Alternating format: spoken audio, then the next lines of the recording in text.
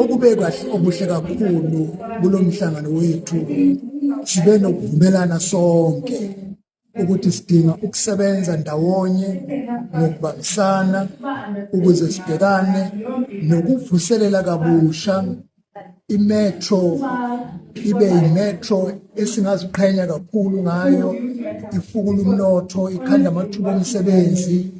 Okube kuhle kakhulu kuzwa ngeyinhlelo umeya zethulile zokuthuthukisa isikhumulo seyindiza ukuba sibe sezingeni lomhlaba lesiya sikhumulo singesinye sezikhumulo ezibhizi kakhulu ekuseni emini ntambama ufica abantu bephithizela.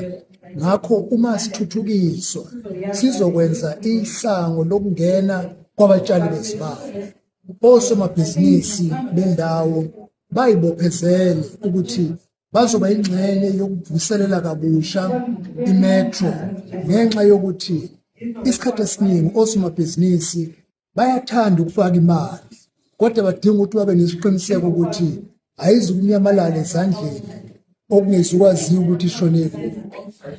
Ubophezelile-ke umeya ukuthi bazoba ingxenye yokubheka and oversight i-civil society ukuthi noma yini lena akade imemezela izokwenzeka ngendlela yokuthi ibe sobala.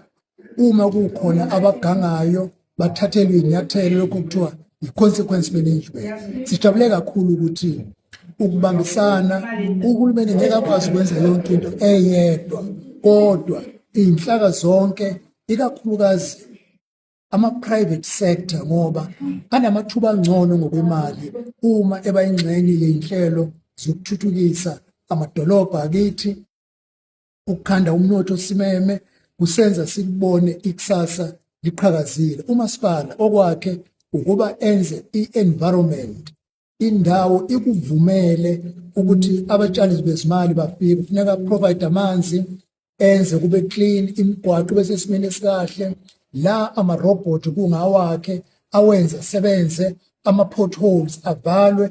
Kwenza-ke lokhu ukuthi i-environment, indawo yenze wonke umuntu mayifikile ethi ngiyafuna ukutshala imali la, ngenxa yokuthi ngisho indle ayikho egobhoza emgwaqeni, imigwaqo esesimeni esilungileyo. Siyakholwa-ke ukuthi ngomhla ka-30 sizobuya la sonke sizobona ukuthi lokhu esikhulume ngakho namhlanje sekuhamba ibanga elingakanani, nethimba leli elingenelile ukuzokwelekelela u-Section 154 intervention ongathatha amandla kamasipala kodwa ozolekelela umasipala ekuphathweni kwezimali, emisebenzini yengqalasizinda, i-infrastructure kanye nokuphathwa kahulumeni ukuze lo masipala uphinde ube sezingeni eledlula owakwaba kulo eminyakeni edlule, ube yigugu esiyiqhenya ngalo masifika eNelson Mandela Bay.